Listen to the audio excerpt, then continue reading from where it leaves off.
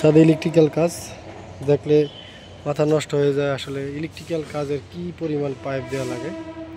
এখানে হচ্ছে ফ্ল্যাটের এইচডিবি লাইন, অর্থাৎ এখানে লাইট, ফ্যান, সুইচ সব কিছু লাইন এখানে চলে আসছে। আর এইখান থেকে একটা লাইন আবার ওইখানে সাবমেইনে গেছে, অর্থাৎ এইচডিবি থেকে সাবমেইন, অর্থাৎ সাবমেইন হচ্ছে বিল্ডিংয়ের মূল লাইন। এই মূল লাইন থেকে আবার এইচডিবিতে আসবে, এইচডিবি থেকে সব রুমে রুমে চলে যাবে। এটাই হলো ইলেকট্রিক্যাল লাইন এখানে।